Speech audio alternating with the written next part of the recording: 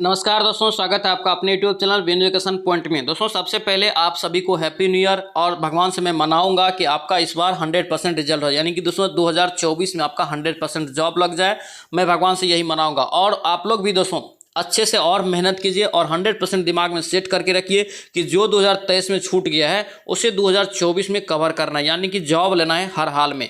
Job दोस्तों अभी बहुत मुश्किल से मिल रहा है, इसलिए 2024 में कंफर्म कीजिए कि जॉब हमको लेना ही लेना है किसी भी हाल में।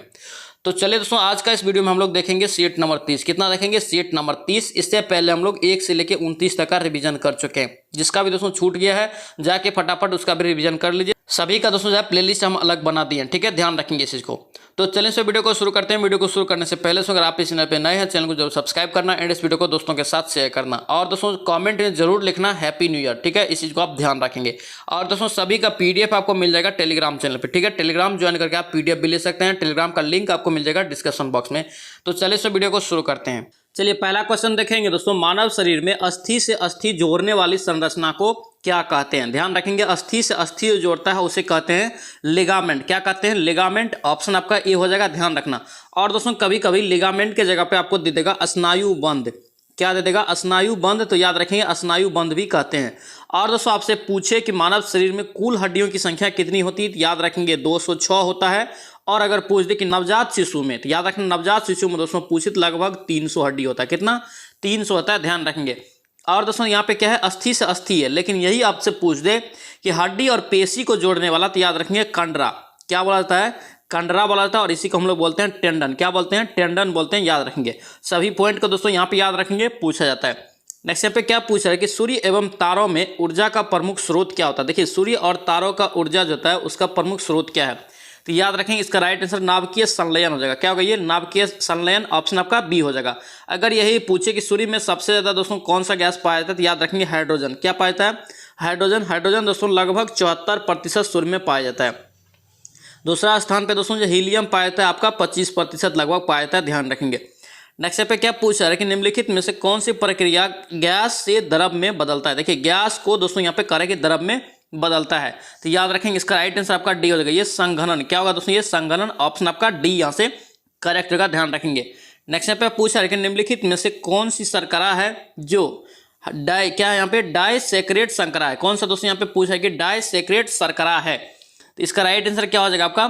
सी हो जाएगा। ये माल्टोज। क्या होगा? ये माल्टोज जाएगा। ऑप्शन आपका सी यहाँ से करेक्ट होगा। दोस्तों ये क्वेश्चन पूछा जाता है एग्जाम में कि फल प्लस अम्ल, फल प्लस अगर अम्ल को जोड़ेंगे तो याद रखना जेम बनता है। क्या बनता है? जेम बनता है। ये क्वेश्चन दोस्तों एग्जाम में पूछा गया, ध्यान रखेंगे।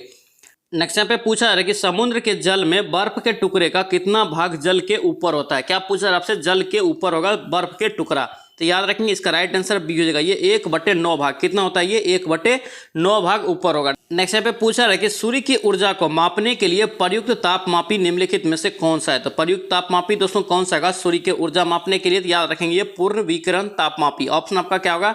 बी यहाँ से करेक्ट होगा। नेक्स्ट पे क्या पूछ रहा है कि निम्नलिखित में से किस इंद्रधनुष में लाल रंग बाहर और बैंगनी रंग अंदर होता है? कौन सा दोस्तों होता है? इसका बताना है। इसका राइट आंसर ये हो जाएगा। ये प्राथमिक इंद्रधनुष में। किसमें? प्राथमिक इंद्रधनुष में। ऑप्शन आपका ए यहाँ से ध्यान रखेंगे। नेक्स्ट पे क्या पूछा है कि बैरोमीटर का पाठ्यांक अगर अचानक नीचे गिर जाए, अगर दोस्तों अचानक गिरे तो याद रखना क्या आएगा यहाँ पे? अचानक गिर जाएगा तो आंधी तूफान आ जाएगा। क्या आएगा? आंधी तूफान आएगा। अगर आपसे पूछे कि धीरे धीरे अगर ऊपर जाता है तो याद रखना साफ मौसम होगा। अगर पूछे धीरे धीरे नीचे आएगा तो याद रखना वर्षा होता है। सभी को दोस्तों याद रखेंगे, इंपॉर्टेंट रहेगा। नेक्स्ट यहाँ पे क्या पूछ रहे हैं कि निकट दृष्टि दोष से ग्रसित व्यक्ति देख पाता है? तो निकट दृष्टि दोष जो दोस्तों जिसे होता है वो कौन सा चीज को यहाँ पे कहाँ की दूर की वस्तु को देखता है या नजदीक की वस्तु को, ये आपसे पूछा जा रहा है। तो याद रखेंगे इसका राइट आंसर बी हो जाएगा। ये केवल निकट की वस्तु को क्या करता है? ये उपचार उपतल लेंस से होता है। ऑप्शन आपका बी यहाँ से सही है। लेकिन निकट दृष्टि दोष में क्या होता है? वो निकट की वस्तु को दोस्तों स्पष्ट दिखता है और दूर की वस्तु को क्या करता है? वो अच्छे से नहीं देख पाता, यानी धुंधला दिखता है। और इसके उपचार के लिए दोस्तों इसमें अवतल लेंस का उपयोग किया जाता है, ध्यान रखेंगे। नेक्स्ट यहाँ पे क्या पूछा है कि मानव शरीर की सबसे बड़ी कोशिका निम्नलिखित में से कौन सी है? मानव शरीर की सबसे बड़ी कोशिका, तो याद रखें तंत्रिका तंत्र। क्या होता है? ये तंत्रिका तंत्र। ऑप्शन सी हो जाएगा। नेक्स्ट यहाँ पे क्या पूछ रहा है कि वोल्टियस सेल में एनोड किस धातु का प्रयुक्त होता है? देखिए एनोड में करके किस धातु का प्रयुक्त होता है? तो याद रखेंगे एनोड में दोस्तों आपका कौन सा धातु हो जाएगा? ये तांबा। क्या होगा? ये तांबा हो जाएगा। ऑप्शन आपका क्या होगा? ए यहाँ से करेक्ट का। और दोस्तों एनोड क्या होता है, याद रखना, एनोड प्लस चार्ज होता है। क्या होता है, एनोड प्लस चार्ज होता है, और कैथोड दोस्तों माइनस चार्ज होता है। एग्जाम में कई बार ये भी क्वेश्चन पूछा गया है, ध्यान रखेंगे। नेक्स्ट पे क्या पूछा है कि उत्तल लेंस में वस्तु की स्थिति एवं वक्रता केंद्र फोकस के बीच रखी जाए तो प्रतिबिंब दोस्तों जो है इसकी स्थिति कहाँ बनेगी। तो याद रखना इसका राइट आंसर डी हो जाएगा। क्या होगा, ये डी हो जाएगा, यानी कि वक्रता केंद्र और अनंत के बीच। ऑप्शन आपका क्या होगा, यहाँ से डी करेक्ट होगा। नेक्स्ट पे क्या पूछा है कि यांत्रिक ऊर्जा को ध्वनि ऊर्जा में बदलने के लिए किस उपकरण का प्रयोग करते हैं। यांत्रिक ऊर्जा को करें कि ध्वनि ऊर्जा में, तो याद रखेंगे इसका राइट आंसर क्या होगा, ये ए हो जाएगा, सितार। क्या होगा, ये सितार हो जाएगा। ऑप्शन आपका ए हो जाएगा। नेक्स्ट पे क्या पूछा है कि दीर्घ रेडियो तरंगे, क्या पूछा है कि दीर्घ रेडियो तरंगे किसके द्वारा खोजा गया था। देखिए किसके द्वारा खोजा गया है दीर्घ रेडियो तरंगे। इसका राइट आंसर आपका बी हो जाएगा, ये मार्कोनी। किसने खोजा है, मार्कोनी। ऑप्शन आपका बी यहाँ से करेक्ट होगा, ध्यान रखेंगे। नेक्स्ट पे क्या पूछा है कि स्पष्ट प्रतिध्वनि सुनने के लिए परावर्तक तल एवं ध्वनि स्रोत के बीच की न्यूनतम दूरी कितना होना चाहिए। जब भी ये क्वेश्चन आता है हम बताते हैं, इसका राइट आंसर क्या होगा, ये 17 मीटर। कितना होता है, 17 मीटर। लेकिन कभी कभी दोस्तों ऑप्शन में आपका 16.6 मीटर भी रहता है, ये भी होता है, ध्यान रखेंगे। इसी को दोस्तों अप्रॉक्स में ये 17 मीटर मान लिया है, ठीक है, ध्यान रखेंगे। अगर ये रहेगा तो ये ऑप्शन में नहीं रहेगा, ध्यान रखना। और दोस्तों ध्यान रखना ध्वनि पर जो है ध्वनि का कान पर दोस्तों जो प्रभाव रहता है ये कितने सेकंड तक रहता है, ये भी क्वेश्चन पूछा जाता है। तो ध्यान रखेंगे 1/10 सेकंड तक ध्वनि का दोस्तों है प्रभाव रहता है कान पे, ठीक है, ध्यान रखेंगे। दोस्तों हैप्पी न्यू ईयर आप सभी को। आपका दोस्तों जो 2023 का साल कैसा रहा आप कमेंट करके बताइए, और सभी को हैप्पी न्यू ईयर। आप लोग हैप्पी न्यू ईयर भी कमेंट में जरूर लिखिए। नेक्स्ट पे क्या पूछ रहे हैं कि जल के अंदर पड़ी हुई मछली वास्तविक गहराई से कुछ ऊपर उठी हुई दिखाई देती है, प्रकाश के किस घटना के कारण ऐसा होता है। तो याद रखेंगे इसका राइट आंसर अपवर्तन होगा। क्या होगा, ये प्रकाश के अपवर्तन। दोस्तों छड़ी भी जो होता है, छड़ी अगर सीधा डुबाएंगे लेकिन वो प्रतीत क्या होता है, वो टेढ़ा प्रतीत होता है। ये भी दोस्तों किसके कारण होता है, तो याद रखना प्रकाश के अपवर्तन के कारण ऐसा होता है। सिक्का भी दोस्तों उछालते हैं, क्या होता है, वो भी दोस्तों क्या होता है, टेढ़ा दिखाई देता है, वो भी प्रकाश के अपवर्तन के कारण होता है, ध्यान रखेंगे। नेक्स्ट यहाँ पे पूछ रहे कि अमोनिया गैस बनाने की हेबर विधि में उत्प्रेरक के रूप में किसका प्रयोग करते हैं। हेबर विधि में दोस्तों उत्प्रेरक के रूप में अमोनिया गैस में किसका प्रयोग करते हैं, तो याद रखेंगे लोह चूर्ण का। किसका प्रयोग करते हैं, ये लोह चूर्ण का। ऑप्शन आपका यहाँ से एक करेक्ट होगा। नेक्स्ट यहाँ पे क्या पूछ रहे कि डोलोमाइट क्या है, डोलोमाइट करके किस धातु का अयस्क है। डोलोमाइट आपसे पूछा है कि किस धातु का अयस्क है, तो याद रखेंगे मैग्नीशियम का। किसका है, ये मैग्नीशियम। ऑप्शन आपका सी हो जाएगा। नेक्स्ट पे क्या पूछ रहे कि निम्नलिखित में से किसके कारण जल की अस्थायी कठोरता होती है। जल की अस्थायी कठोरता किसके कारण होती है, ये आपसे पूछा जाता है। याद रखेंगे ये कैल्शियम और मैग्नीशियम के क्लोराइड और उसके बाद सल्फेट। याद रखेंगे ऑप्शन आपका ए हो जाएगा। नेक्स्ट पे क्या पूछ रहे कि कास्टिक सोडा, क्या यहाँ पे कास्टिक सोडा का रासायनिक नाम क्या है। तो कास्टिक सोडा का दोस्तों रासायनिक नाम क्या हो जाएगा, ये सोडियम हाइड्रोक्साइड। क्या होता है, सोडियम हाइड्रोक्साइड। ऑप्शन आपका बी यहाँ से ध्यान रखेंगे। नेक्स्ट पे क्या पूछा है कि हवा क्या है। देखिए हवा जो दोस्तों है एक प्रकार का, याद रखना ये मिश्रण है। क्या है, एक मिश्रण है। ऑप्शन आपका सी यहाँ से करेक्ट होगा। दोस्तों यही पूछे कि हवा यानी कि वायुमंडल में अगर पूछे आपसे नाइट्रोजन का प्रतिशत, तो याद रखेंगे 78% है, ठीक है। अगर ऑक्सीजन का पूछे दोस्तों तो याद रखना 21%, और आपसे अगर CO2 का पूछे, CO2 कार्बन डाइऑक्साइड, तो याद रखना 0.03% होता है। तीनों को याद रखेंगे दोस्तों, इनमें से एक क्वेश्चन एग्जाम में जरूर पूछा जाएगा। नेक्स्ट पे क्या पूछा है कि धान में दोस्तों जो है खेरा रोग निम्नलिखित में से किसकी कमी से होता है। धान में खेरा रोग होता है, याद रखना जस्ता की कमी से। ऑप्शन आपका क्या होगा, ए हो जाएगा। नेक्स्ट पे क्या पूछा है कि हड्डियों एवं दांत के निर्माण एवं सुदृढ़ता के लिए उपयोगी विटामिन निम्नलिखित में से कौन सा है। तो याद रखेंगे कौन सा जगह, ये विटामिन डी हो जाएगा। ऑप्शन आपका क्या होगा, यहाँ से सी आपका करेक्ट होगा, ध्यान रखेंगे। नेक्स्ट पे क्या पूछा है कि वसा को ग्लिसरीन एवं फैटी एडिशन में निम्नलिखित में से किस एंजाइम के द्वारा परिवर्तित किया जाता है। तो याद रखेंगे दोस्तों इसका राइट आंसर आपका लाइपेज होगा। क्या होगा, ये लाइपेज। ऑप्शन आपका सी हो जाएगा। नेक्स्ट पे क्या पूछा है कि मरुस्थलीय क्षेत्र में उगने वाले पौधे को निम्नलिखित में से क्या कहा जाता है। मरुस्थलीय क्षेत्र में दोस्तों उगने वाले पौधे को क्या कहते हैं, तो याद रखना ये मरुद्भिद। क्या कहलाता है, वो मरुद्भिद। ऑप्शन आपका क्या होगा, बी यहाँ से ध्यान रखेंगे। नेक्स्ट यहाँ पे क्या पूछा है कि नेपाल का सर्वाधिक सीमा भारत के किस राज्य के साथ लगती है। नेपाल का सर्वाधिक सीमा भारत के किस राज्य के साथ लगती है, तो याद रखेंगे इसका राइट आंसर बिहार हो जाएगा। क्या होगा, ये बिहार। ऑप्शन आपका क्या होगा, बी यहाँ से ध्यान रखेंगे। नेक्स्ट यहाँ पे क्या पूछा है कि निम्नलिखित में से कौन सा देश तीन देश से घिरा हुआ है। क्या पूछा है कि 3 देश से घिरा हुआ है, तो याद रखना 3 देश से दोस्तों से घिरा हुआ है आपका सिक्किम हो जाएगा। क्या होगा, ये सिक्किम हो जाएगा। ऑप्शन आपका क्या होगा, सी हो जाएगा। और दोस्तों एग्जाम में क्वेश्चन पूछा जाता है कि कौन सा ऐसा देश है जिसका राज्य दोस्तों एक ही राज्य से टच करता है। तो याद रखना ये सिक्किम है, क्योंकि दोस्तों इसका 3 तरफ से क्या है, देश है, ध्यान रखेंगे। नेक्स्ट यहाँ पे क्या पूछा है कि भारत का सबसे ऊंची चोटी K2 या गार्डविन एस्टीन निम्नलिखित में से किस श्रेणी का हिस्सा है? कौन सा श्रेणी का हिस्सा है दोस्तों K2 और गार्डविन एस्टीन, यानी दोस्तों K2 को ही हम लोग बोलते हैं गार्डविन एस्टीन, ये आप याद रखेंगे। इसका राइट आंसर याद रखना आपका काराकोरम, किसका ये हिस्सा है, काराकोरम का, ऑप्शन बी हो जाएगा। नेक्स्ट यहाँ पे क्या पूछा है कि ट्रांस हिमालयन, क्या पे ट्रांस हिमालय एवं महान हिमालय के बीच की रेखा निम्नलिखित में से कौन सी है? ट्रांस हिमालय और महान हिमालय, तो याद रखें इसका राइट आंसर आपका ए हो जाएगा, ये इंडो सांगपो सचर रेखा, ऑप्शन आपका क्या होगा, ए हो जाएगा। नेक्स्ट यहाँ पे क्या पूछा है कि वीडी सावरकर अंतर्राष्ट्रीय हवाई अड्डा निम्नलिखित में से किस स्थान पर स्थित है? वीडी सावरकर, तो ये कहाँ पे हो जाएगा, याद रखना आपका पोर्ट ब्लेयर, कहाँ, ये पोर्ट ब्लेयर, ऑप्शन आपका क्या होगा, बी हो जाएगा। नेक्स्ट यहाँ पे क्या पूछा है कि न्यूनतम साक्षरता वाला जिला, क्या पूछा है कि न्यूनतम साक्षरता वाला राज्य है यहाँ पे, तो राज्य दोस्तों आपको बताना है कि कौन सा है, तो याद रखेंगे न्यूनतम शिक्षा जो दोस्तों है ये बिहार का ही है, ऑप्शन आपका क्या होगा, बी हो जाएगा। नेक्स्ट यहाँ पे क्या पूछ रहा है कि लखनऊ निम्नलिखित में से किस नदी के तट पर स्थित है? लखनऊ जो है किस नदी के तट पर है, तो याद रखेंगे गोमती नदी के तट पे, ऑप्शन बी हो जाएगा। नेक्स्ट यहाँ पे क्या पूछ रहा है कि काकड़ापाड़ा परियोजना निम्नलिखित में से किस राज्य का प्रमुख परियोजना है? तो काकड़ापाड़ा परियोजना दोस्तों कहाँ है, याद रखेंगे गुजरात में, कहाँ, ये गुजरात में। अगर यही पूछे काकड़ापाड़ा परियोजना किस नदी पर स्थित है, तो याद रखना ताप्ती नदी पे, किस पे है ये, ताप्ती नदी पे है, ध्यान रखेंगे। नेक्स्ट यहाँ पे क्या पूछा है कि बिहार जलप्रपात, क्या यहाँ पे बिहार जलप्रपात किस राज्य में स्थित है? तो याद रखें इसका राइट आंसर राजस्थान होगा, क्या होगा ये, राजस्थान, ऑप्शन आपका क्या होगा, सी यहाँ से करेक्ट होगा, ध्यान रखेंगे। नेक्स्ट यहाँ पे क्या पूछा है कि पुरानी जलोढ़ मिट्टी, क्या यहाँ पे पुरानी जलोढ़ मिट्टी को किस नाम से जानते हैं? देखिए इसका ट्रिक है, ये प फ ब दोस्तों आता है, तो प फ ब आ गया तो ब से बांगर, याद रखेंगे इस टाइप से, तो इसका राइट आंसर क्या होगा, ये बांगर हो जाएगा, ऑप्शन आपका बी हो जाएगा। और दोस्तों ध्यान रखना इस टाइप का क्वेश्चन पूछा जाता है और खादर और बांगर में आदमी को कंफ्यूजन होता है, तो इसलिए मैंने ट्रिक बताया आपको, प फ यानी कि प फ अगर पढ़ेंगे तो उसमें ब भी आता है, तो इसीलिए आप याद रखेंगे पुरानी रहे तो बांगर हो जाएगा। अगर दोस्तों यहाँ पे नई अगर पूछे तो याद रखना खादर होता है, क्या होता है, खादर होता है। अगर दोस्तों आपसे पूछे कि जलोढ़ मिट्टी मूलतः दोस्तों कितने प्रकार का होता है, याद रखेंगे 2 प्रकार का होता है, कौन कौन, खादर और बांगर होता है। और पुरानी जलोढ़ मिट्टी को क्या बोलते हैं, बांगर बोलते हैं, नई जलोढ़ मिट्टी को क्या बोलते हैं, खादर बोलते हैं। और दोस्तों भारत में भी मुख्यतः दोस्तों जो क्या है, जलोढ़ मिट्टी ही पाया जाता है, ध्यान रखेंगे।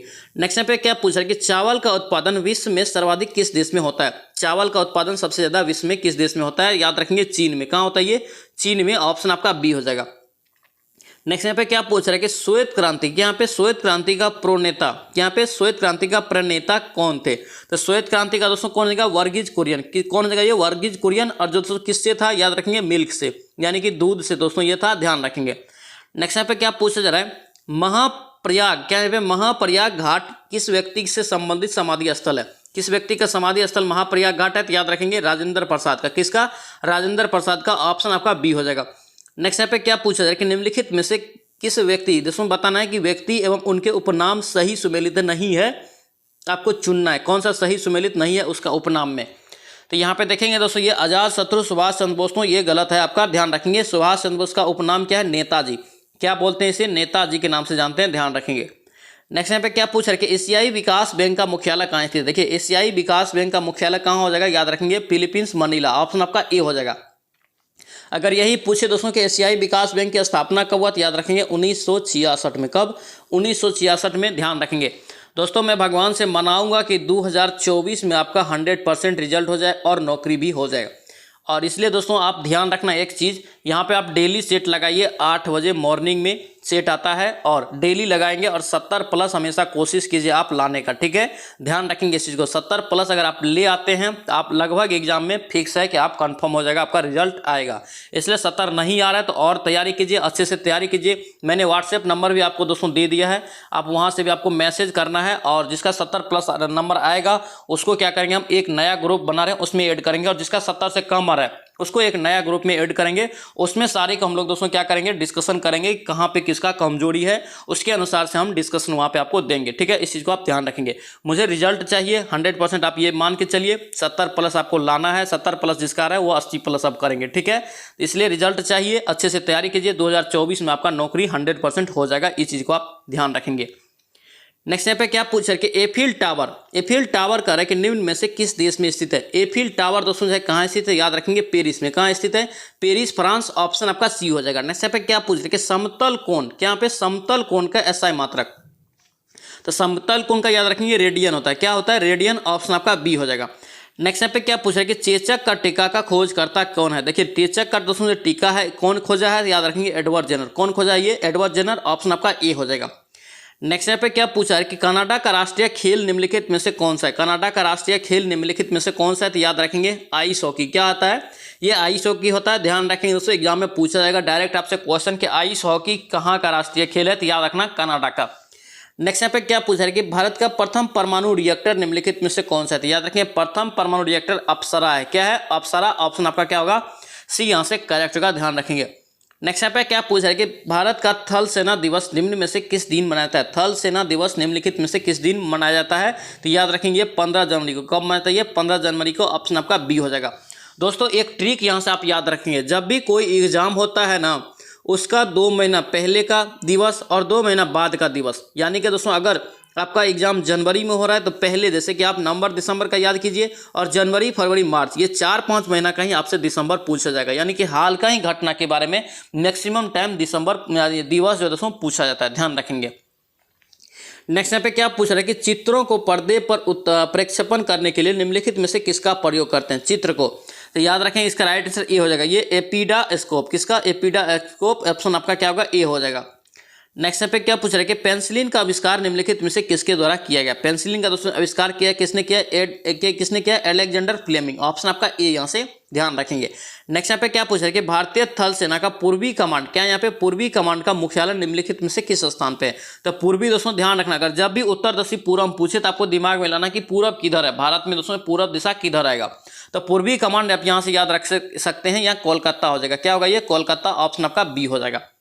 नेक्स्ट यहाँ पे पूछा जा रहा है कि देश का सबसे बड़ा राष्ट्रीय पुरस्कार कौन सा है? देखिए देश का सबसे बड़ा राष्ट्रीय पुरस्कार यहाँ पे पूछा जा रहा है। याद रखना भारत रत्न है। क्या है? ये भारत रत्न है। ऑप्शन आपका ए हो जाएगा। और उसको अगर पूछे वीरता के क्षेत्र में तो याद रखना परमवीर चक्र सबसे बड़ा पुरस्कार है। ये भी आप याद रखेंगे। और दोस्तों पूछे कि भारत रत्न की शुरुआत याद रखना 1954 ईस्वी से, और प्रथम बार दोस्तों किससे मिला है? स्वामी सर्वपल्ली राधाकृष्णन को मिला है। ध्यान रखेंगे सर्वपल्ली राधाकृष्णन को 1954 में पहली बार भारत रत्न दिया गया था।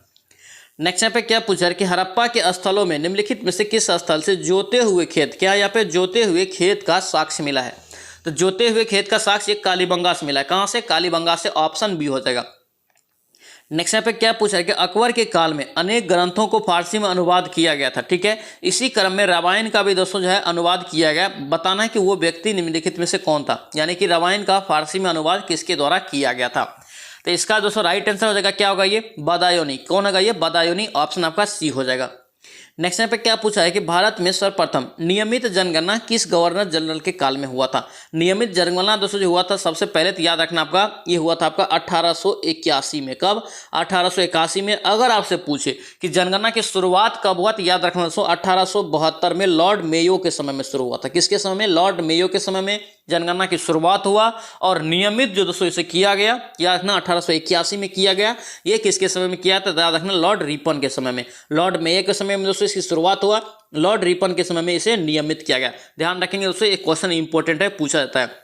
नेक्स्ट यहाँ पे क्या पूछा है कि वैदिक काल के नदियों के नाम से दोस्तों यहाँ पे वर्तमान के नदियों के नाम से निम्नलिखित में से कौन सुमेलित नहीं है? तो चुनना है कौन सा सुमेलित नहीं है। देखिए विपाशा का दोस्तों जो है व्यास बोलते हैं, ये भी सही है। देखिए पुरुषनी नदी को अभी रावी बोलते हैं, ये सही है। उसके बाद दोस्तों यहाँ पे क्या है? आस्कनी को चिनाव बोलते हैं, ये सही है। उसके बाद दोस्तों वितस्ता को दोस्तों सतलज नहीं बोलते हैं, झेलम। क्या? झेलम। इसका दोस्तों आपका डी जो है आपका गलत हो जाएगा। और सतलज को दोस्तों क्या बोलते हैं? सतुद्री। नेक्स्ट यहाँ पे क्या पूछा है कि तराइन का प्रथम युद्ध जो पृथ्वीराज चौहान एवं मोहम्मद गौरी के बीच लड़ा गया था किस वर्ष हुआ? तो प्रथम दोस्तों आपसे पूछे तो इस प्रकार से करण याद रखेंगे 91, 92 और 93। ठीक है, 3 गो युद्ध हुआ था तराइन का, 1191, 1192, 1193। ठीक है, तो याद रखेंगे प्रथम में 1191 में हुआ था। ऑप्शन आपका क्या होगा? यहाँ पे बी आपका करेक्ट होगा। नेक्स्ट यहाँ पे क्या पूछा है कि कांग्रेस के किस अधिवेशन में पहली बार वंदे मातरम, क्या यहाँ पे वंदे मातरम गाया गया था पहली बार? तो याद रखेंगे इसका राइट आंसर हो जाएगा ये 1896 में कलकत्ता अधिवेशन में। ऑप्शन आपका ए यहाँ से करेक्ट होगा। नेक्स्ट यहाँ पे क्या पूछा है कि सर्वोच्च न्यायालय के न्यायाधीश, क्या यहाँ पे सर्वोच्च न्यायालय, क्या यहाँ पे सर्वोच्च न्यायालय है? तो याद रखेंगे 65 वर्ष होता है सेवानिवृत्ति का। कितना? 65 वर्ष होता है, ध्यान रखेंगे। नेक्स्ट यहाँ पे क्या पूछा है कि अशोक मेहता समिति ने पंचायत के किस प्रकार के प्रतिमान की संस्तुति किया था? यानी कि अशोक मेहता दोस्तों कौन सी स्तर का दिया था? तो ध्यान रखेंगे 2 स्तरीय का। यहाँ पे दोस्तों एक ट्रिक है, बार बार हम बताते हैं। देखिए अशोक में कितना शब्द है? एक शब्द है। मेहता में कितना शब्द है? दो, एक शब्द, ये हो गया। अशोक एक शब्द और मेहता एक शब्द। इस प्रकार से याद रख सकते हैं आप दो स्तरीय। कौन सा स्तरीय? दो स्तरीय। और आपसे त्रिस्तरीय अगर पूछे तो याद रखना बलवंत राय मेहता, बलवंत राय और मेहता, राय मेहता। देखिए यहाँ पे आपका बलवंत एक शब्द हो गया, राय एक शब्द हो गया और मेहता भी एक शब्द हो गया। तो यानी कि टोटल 3 शब्द याद रखेंगे। त्रिस्तरीय दिया, अशोक मेहता में 2 शब्द है तो 2 स्तरीय दिया था। कंफ्यूजन होता है दोस्तों, इस क्वेश्चन को ध्यान रखना, एग्जाम में भी पूछा जाता है। नेक्स्ट यहाँ पे क्या पूछा है कि निम्नलिखित में से किस समिति का संबंध बैंकिंग संस्था के पुनर्गठन से है? देखिए बैंकिंग संस्था के पुनर्गठन ध्यान रखेंगे नरसिम्हम समिति। क्या होगा ये? नरसिंघम समिति। ऑप्शन आपका क्या होगा यहाँ पे? डी हो जाएगा। नेक्स्ट यहाँ पे क्या पूछा है कि गुरुमुखी लिपि, क्या पे गुरुमुखी लिपि का विकास निम्नलिखित में से किस सुख गुरु के द्वारा किया गया था? विकास यहाँ पे पूछा जाता है, याद रखेंगे गुरु अंगद हो जाएगा। ऑप्शन आपका बी हो जाएगा। नेक्स्ट यहाँ पे क्या पूछा है कि किस राज्य की सरकार ने म्यांमार के उन शरणार्थियों की पहचान करने का फैसला किया जो राज्य में रह रहे हैं और उन्हें निर्दिष्ट केंद्रों पर रखा जाएगा? तो याद रखना इसका राइट आंसर मणिपुर होगा। क्या होगा ये? मणिपुर। ऑप्शन आपका ए यहाँ से ध्यान रखेंगे। चलिए इससे पे देखेंगे मैथ है। देखिए आर्यन और आयुष, क्या यहाँ पे आर्यन और आयुष का अनुपात कर रहा है कि 7:3 है। 6 वर्ष बाद इनकी अनुपात जो दोस्तों कितना होता है? 5:3 हो जाता है।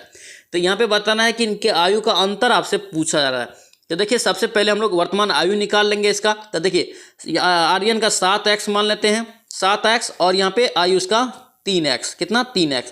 दोनों 6 वर्ष बाद दोनों का अनुपात कितना हो जाता है? तो 5:3 हो जाता है। कोना कोनी गुना कीजिए तो 21x 6 18, इधर करेंगे तो 3 5 15, 15x 6 5 30। देखिए इधर अगर घटाएंगे तो यहाँ पे क्या हो जाएगा? ये 6x इधर दोस्तों यहाँ पे घटाएंगे तो आपका घटाएंगे तो कितना हो जाएगा आपका? 30 में से अगर 18 गया तो कितना बचा? 2, उसके बाद 12, कितना बचा? 12, यानी कि 6 दूना 12, तो 2 हो गया। x बराबर का कितना निकला? 2 निकला। अब यहाँ पे इनके आयु का वर्तमान आयु का अंतर मांगा जाता है। देखिए 6 दूना 12 तो 7 दूना 14 हो गया। एक का वर्ष, एक का कितना हो गया? 3 दूना 6, तो घटा दीजिए, 14 में से 6 गया 8 वर्ष। 8 वर्ष दोस्तों अंतर हो जाएगा। ऑप्शन आपका ए यहाँ से करेक्ट होगा। दोस्तों ध्यान रखना, आपका जो है मैथ का प्रोजेक्ट तैयार हो रहा है आपके लिए। एमसीक्यू क्वेश्चन जो भी दोस्तों इंपॉर्टेंट है बेसिक लेवल का, आपको जल्दी वीडियो आपको मिल जाएगा। बहुत लोगों ने मैसेज भी किया और बहुत लोगों ने कमेंट भी किया इस पे। दोस्तों हम लोगों ने यहाँ पे आपका प्रोजेक्ट तैयार कर रहे हैं, आपको जल्दी वीडियो आपको मिल जाएगा बेसिक लेवल का। ध्यान रखना इस चीज़ को। नेक्स्ट यहाँ पे क्या पूछा जा रहा है? एंटोनम। क्या यहाँ पे सेलेक्ट द एंटोनम आपसे पूछा जा रहा था। देखिए यहाँ पे एक्सपंज, क्या यहाँ पे एक्सपंज का आपसे पूछा जाता है। इसका राइट आंसर आपका ए हो जाएगा। ये क्या होगा? इंसेट। ऑप्शन ए हो जाएगा। नेक्स्ट यहाँ पे क्या पूछा जा रहा है कि भाई बहन में निम्नलिखित में से कौन सा समास है? भाई और बहन। तो यहाँ पे देखिए 2 अलग अलग है, तो याद रखना द्वंद्व। क्या होगा? ये द्वंद्व हो जाएगा। ऑप्शन सी हो जाएगा। देखिए द्विगु समास दोस्तों क्या होता है? द्विगु समास में क्या होता है? संख्यावाचक शब्द पहले लगा होता है। जैसे आपसे पूछ दे त्रिभुज, जैसे आपसे पूछ दे दोस्तों पंचवटी, तो ये सब दोस्तों क्या है? ये द्विगु समास का क्या है? उदाहरण है। नेक्स्ट यहाँ पे क्या पूछ रहा है कि हाल ही में उत्तर पूर्व भारत के पहले एम्स का उद्घाटन किस शहर में किया गया? उत्तर पूर्व। तो याद रखना इसका राइट आंसर सी हो जाएगा। ये गुवाहाटी में। कहाँ किया गया? ये गुवाहाटी में। ऑप्शन सी हो जाएगा। नेक्स्ट यहाँ पे क्या पूछा जा रहा है? देखिए कह रहे कि 36 छात्रों के समूह का औसत कितना है? 14 है। तो 36 का पहले निकाल लेंगे। 36 गुना 14, 36 गुना 14 करेंगे तो 504। अब यहाँ पे क्या करें कि शिक्षा की आयु अगर उसमें सम्मिलित कर देते हैं तो दोस्तों यहाँ पे औसत क्या होता है? 1 वर्ष होता है, यानी कि 14 से 15 हो जाता है। तो शिक्षक भी दोस्तों 1 बढ़ जाएगा तो 37 हो जाएगा। तो 37 गुना यहाँ पे 15 हो जाएगा। अब इसको गुना करेंगे तो 555। अब इसको घटाइए, कितना हो जाएगा? 51। 51 जो दोस्तों जो है ये एक आदमी का निकला, और एक आदमी क्या? ये शिक्षक है। ऑप्शन आपका यहाँ पे क्या हो जाएगा? आपका 51 वर्ष हो जाएगा। बी हो जाएगा। नेक्स्ट यहाँ पे देखेंगे क्या पूछा है कि मोस्ट अप्रोप्रिएट यहाँ पे सिनोनिम। सिनोनिम मतलब दोस्तों क्या होता है? पर्यायवाची शब्द या समान शब्द। देखिए कॉन्जिनेल, क्या यहाँ पे कॉन्जिनेल का आपसे पूछा जाता है। इसका राइट आंसर आपके पास सी हो जाएगा। ये कॉम्पेटेबल हो जाएगा। ऑप्शन आपका क्या होगा? सी हो जाएगा। नेक्स्ट यहाँ पे क्या पूछा है कि कौन सा घोष वर्ण के अंतर्गत आता है? घोष वर्ण। तो याद रखेंगे इसका राइट आंसर आपका सी हो जाएगा। ये मो क्या आता है? ये मो आता है। ऑप्शन आपका क्या होगा? सी हो जाएगा। नेक्स्ट यहाँ पे क्या पूछा है कि निम्नलिखित में से किस बंदरगाह को सागर का श्रेष्ठ सम्मान से सम्मानित किया गया? सागर का सर्वश्रेष्ठ सम्मान से सम्मानित किया गया कौन सा बंदरगाह को? तो याद रखेंगे कोच्चि बंदरगाह। क्या होगा? ये कोच्चि बंदरगाह। ऑप्शन यहाँ से डी हो जाएगा। नेक्स्ट यहाँ पे क्या पूछा जा रहा है? देखिए कह रहे हैं कि 2 नल है जो किसी हौज को भरने में 8 घंटा और 12 घंटा समय लेता है, लेकिन तीसरा नल है जो उसे 5 घंटा में खाली कर सकता है। तो बताना है कि तीनों नल को अगर खोल दिया जाए तो कितने घंटा में भर जाएगा? ये आपसे क्वेश्चन पूछा जा रहा है। तो इस प्रकार के सवाल को कुछ निकाला। पहले दोस्तों अगर दिया रहेगा तो पहले हम लोग भर देते हैं 2 मिल के, ठीक है। यहाँ पे 1/8 हो जाएगा प्लस यहाँ पे 1/12। तो आप इसका एलसीएम लेंगे तो कितना आ जाएगा, ये एलसीएम आपका दोस्तों 48 आ जाएगा, 48। और दोस्तों यहाँ पे क्या आ जाएगा, देखिए 8 छक्के 48, 6 आप 12 चौका 48, 4, तो 6 4 10/48 हो गया। अब यहाँ पे दोस्तों यहाँ पे तीसरा जो है नल 5 घंटा में खाली कर सकता है। इसके साथ हम लोग क्या करेंगे, यहाँ पे घटा देंगे। तो देखिए 10/48 माइनस यहाँ पे 1/5, तो देखिए इसका एलसीएम आपको 240 हो जाएगा। यहाँ पे 48 पंचे हो जाएगा, तो यानी 10 पंचे 50। इसको अगर गुना करेंगे तो यहाँ पे कितना हो जाएगा आपका 48। तो आपका कितना निकला, 2/240 निकल जाएगा। तो आपका देखिए काटेंगे तो कितना आएगा 120। तो 120 घंटा में दोस्तों ये जो है भर देगा, तीनों को अगर खोल देगा। तो यहाँ से राइट आंसर आपका क्या हो जाएगा, ये डी हो जाएगा, 120 घंटा। नेक्स्ट यहाँ पे क्या पूछा जा रहा है कि देखिए आइटम्स, यानी कि दोस्तों आपको most appropriate meaning of the given items. देखिए स्लीप ऑन इट, क्या पे स्लीप ऑन इट, तो इसका राइट आंसर आपका बी हो जाएगा। To wait before making a decision, option आपका बी यहाँ से करेक्ट का ध्यान रखेंगे। नेक्स्ट यहाँ पे क्या पूछा है कि नीचे दिए गए विकल्प में सूर्य का पर्यायवाची शब्द नहीं है। कौन सा सूर्य का पर्यायवाची शब्द नहीं है, इसका राइट आंसर आपका डी हो जाएगा, ये सुधाकर। क्या होगा दोस्तों, ये सुधाकर हो जाएगा। ठीक है, ध्यान रखेंगे। दोस्तों आपसे रिक्वेस्ट है, अगर आप इस चैनल पे नए हैं, चैनल को जरूर सब्सक्राइब कर लेना एंड इस वीडियो को दोस्तों के साथ शेयर करना। और दोस्तों आप लोग हैप्पी बर्थडे जरूर कॉमेंट में लिखना, इस चीज़ को ध्यान रखना।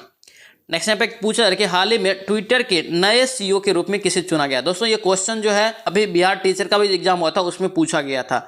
और ये मिला जुला के दोस्तों जो है आपका सीईओ से एक क्वेश्चन पूछा जाता है, ध्यान रखेंगे इस चीज़ को। और सीईओ का दोस्तों आपको कंप्लीट वीडियो मिल जाएगा इसी चैनल पर, आप जाके उसको जरूर एक बार देख लेना, डिस्कशन उसमें पूरा किया हुआ है। तो ट्विटर का सीईओ दोस्तों कौन होगा, लिंडा याकारिनो। कौन होगा ये, लिंडा याकारिनो, ऑप्शन आपका बी हो जाएगा। नेक्स्ट यहाँ पे क्या पूछा है कि देखिए आपसे पूछा जा रहा है एक शंकुआकार बर्तन में रखा हुआ पानी का भार कितना होगा। यानी कि दोस्तों यहाँ पे कह रहा है कि 21 सेंटीमीटर गहरे और 16 सेंटीमीटर क्या है व्यास वाले यहाँ पे एक शंकुआकार बर्तन में रखे पानी का भार कितना होगा। तो देखिए यहाँ पे शंकुआकार दोस्तों यहाँ पे आयतन क्या होता है शंकु का, तो ये आप जान लीजिए 1/3 पाई आर स्क्वायर एच। क्या होता है 1/3 पाई आर स्क्वायर एच। सबसे पहले यहाँ पे क्या है 21 सेंटीमीटर गहरे थे, एच बराबर आपका डायरेक्ट 21 हो जाएगा। लेकिन यहाँ पे व्यास दिया है, व्यास जो होता है दोस्तों क्या होता है, ये त्रिज्या का दुगुना होता है। यानी कि क्या होगा, ये त्रिज्या निकालेंगे तो आधा हो जाएगा। आर बराबर आपका क्या हो जाएगा, ये 8 सेंटीमीटर हो जाएगा। कितना, 8 सेंटीमीटर। यहाँ पे आप मान रख दीजिए 1/3 गुना हो जाएगा 22/7 गुना हो जाएगा आपका 8 गुना 8 गुना 21। तो 7 या 21 हो गया, 3 3 कट गया। आप इसको अगर काटेंगे तो पूरा आप काट के आएगा कितना, 1408 सेंटीमीटर क्यूब। ठीक है, सेंटीमीटर क्यूब क्यों आएगा, ध्यान रखना, इस चीज़ को पूछा जाता है। तो याद रखना कि यहाँ पे क्या आपको आयतन निकाले, हम क्या निकाले हैं, आयतन निकाले। आपको मांगा क्या जा रहा है, भार मांगा जा रहा है। तो भाग अगर दोस्तों क्या करेंगे 1000 से यहाँ पे हम लोग भाग दे देंगे। यहाँ पे क्या हो जाएगा 1.408 kg हो जाएगा। ऑप्शन आपका सी यहाँ से करेक्ट रहेगा। नेक्स्ट यहाँ पे क्या पूछ रहा है कि मिस स्पेल्ड, यानी कि दोस्तों गलत मीनिंग वाला आपको चुनना है। तो यहाँ पे राइट आंसर आपका सी हो जाएगा, ये मैनेजेबल यहाँ पे गलत लिखा, ऑप्शन सी हो जाएगा। नेक्स्ट यहाँ पे क्या पूछा है कि नीरस, क्या यहाँ पे नीरस का विलोम क्या होगा। देखिए नीरस का यहाँ पे विलोम आपसे पूछा जा रहा है, तो याद रखेंगे इसका राइट आंसर आपका सरस हो जाएगा। क्या होगा ये, सरस, ऑप्शन बी हो जाएगा। नेक्स्ट यहाँ पे क्या पूछ रहा है कि हाल ही में कृषि मंत्री नरेंद्र सिंह तोमर ने किस शहर में अपनी तरह का पहला मिलेट्स एक्सपीरियंस सेंटर खोला है, यानी कि लॉन्च किया है। तो दोस्तों इसका राइट आंसर आपका नई दिल्ली होगा। क्या होगा ये, नई दिल्ली, ऑप्शन सी यहाँ से आपका करेक्ट का ध्यान रखेंगे। चलिए इस पे क्या पूछ रहे कि एक चुनाव में 2 उम्मीदवार है, विनय तिवारी नाम है, दूसरा का नाम क्या है, वाल्मीकि सिंह।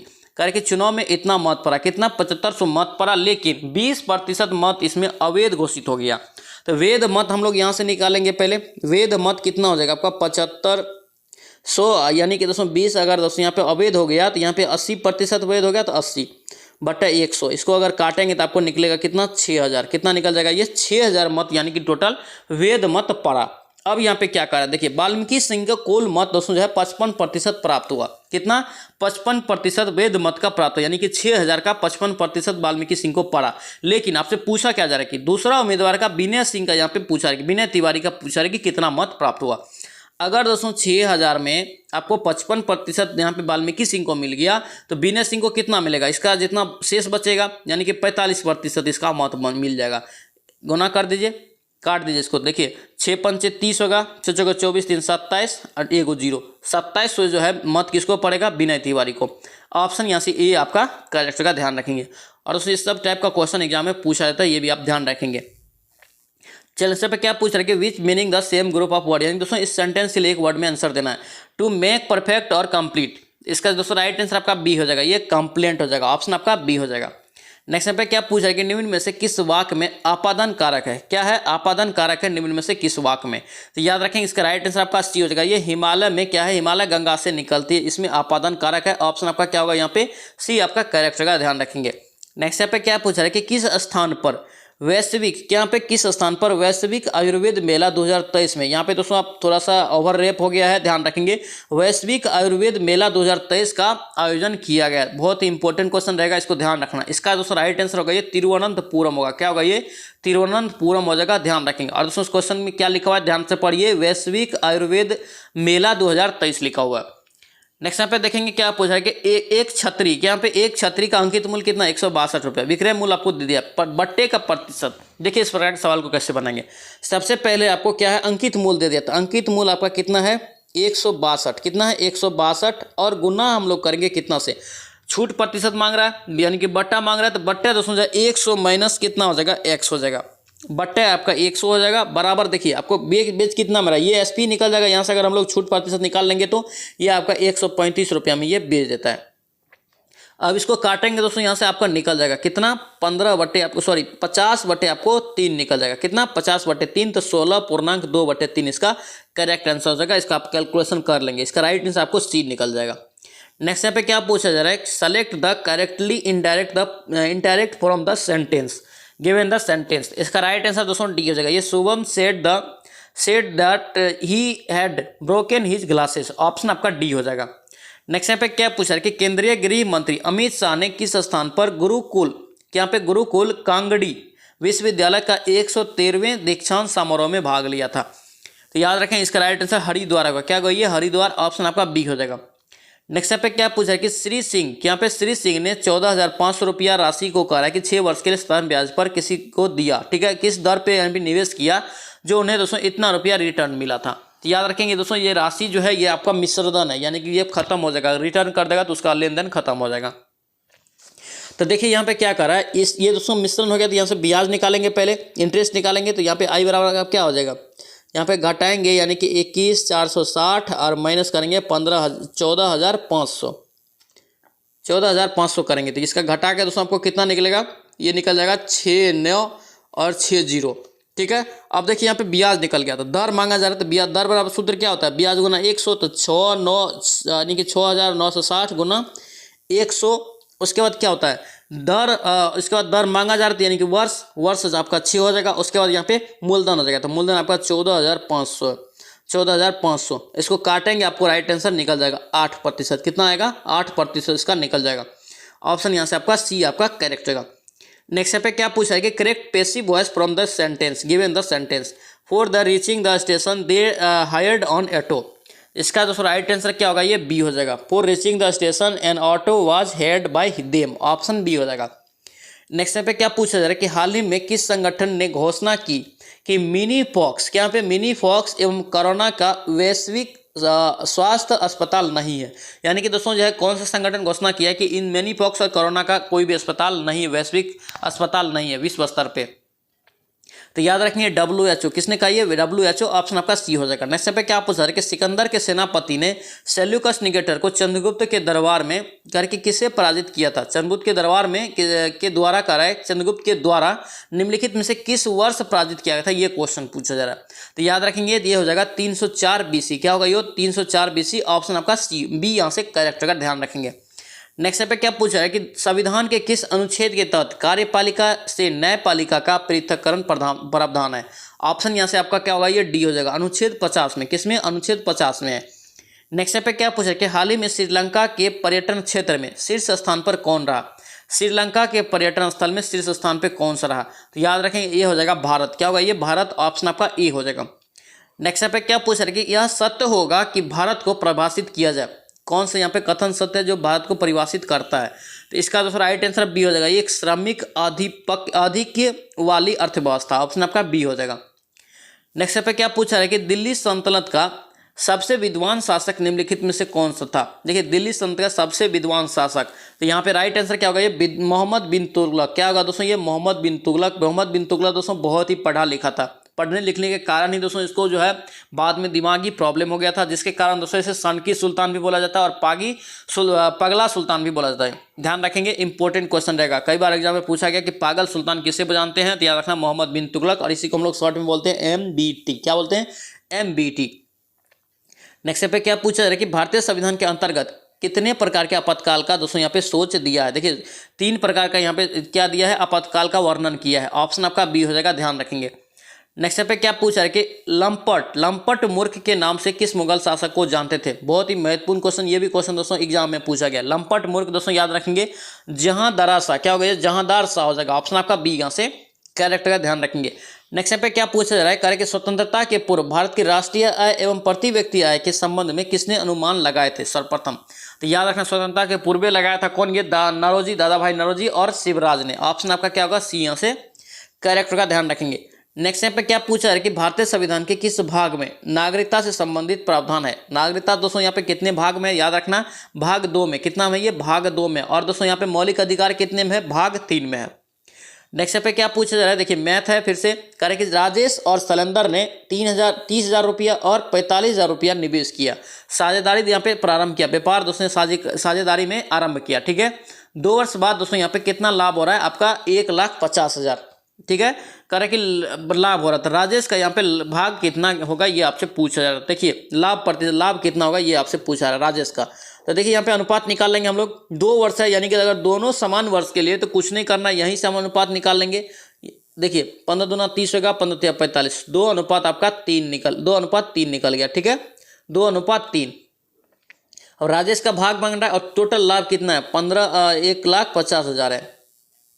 4 को 0 और गुना कीजिए आप, कितना से किसका मांग रहा है, राजेश का। तो राजेश का दोस्तों अनुपात कितना है, राजेश का 2 अनुपात है। क्या है, 2 है। बट यहाँ पे कितना हो जाएगा आपका, टोटल हो जाएगा 2 और 3 5 हो जाएगा। 5 तिया 15, 3 पे 4 को 0, आपका क्या हो जाएगा, 3 दूना 6, 6 पे 4 को 0, 6 पे 4 को 0 इसका राइट आंसर हो जाएगा। देख लीजिए कितना नंबर ऑप्शन में, ऑप्शन आपका सी में है। नेक्स्ट पे क्या पूछा है कि कांवर झील अभयारण्य बिहार के किस जिला में स्थित है। कांवर झील अभयारण्य दोस्तों बिहार के किस जिला में है, तो याद रखेंगे बेगूसराय में। कहाँ, ये बेगूसराय में। ऑप्शन आपका बी हो जाएगा। नेक्स्ट पे क्या पूछ रहा है कि कोयला का सर्वाधिक उत्पादन बिहार के किस जिला में होता है। कोयला का सर्वाधिक उत्पादन बिहार के बारे में आपसे पूछा गया है कि कौन से जिला में होता है, तो याद रखेंगे ये दोस्तों औरंगाबाद। कहाँ होगा, ये औरंगाबाद। ऑप्शन ए हो जाएगा। नेक्स्ट पे क्या पूछ रहा है कि केंद्रीय पर्यावरण मंत्री भूपेंद्र यादव ने हाल ही में किस शहर में अरावली ग्रीन, यहाँ पे अरावली ग्रीन परियोजना का शुरुआत किया है। ग्रीन परियोजना का दोस्तों शुरुआत किया है, याद रखेंगे गुरुग्राम में। कहाँ पे, गुरुग्राम में। ऑप्शन आपका सी यहाँ से करेक्ट का। दोस्तों ये था आपका खान सर का सीरीज नंबर 3 में सेट नंबर 30। आई होप ये वीडियो आपको अच्छा लगा तो आपसे रिक्वेस्ट है कि चैनल को जरूर सब्सक्राइब कर लेना एंड इस वीडियो को दोस्तों के साथ शेयर करना। और दोस्तों आपसे रिक्वेस्ट है कि सभी हैप्पी न्यू ईयर जरूर कमेंट में लिखना। आप सभी को मेरे तरफ से भी हैप्पी न्यू ईयर। भगवान करे इस साल आपका जॉब हो जाए अच्छे से, और अच्छे से आप लोग तैयारी करते रहिए अभी। ठीक है दोस्तों, मिलते हैं नेक्स्ट सेट में, नेक्स्ट वीडियो में। जय हिंद।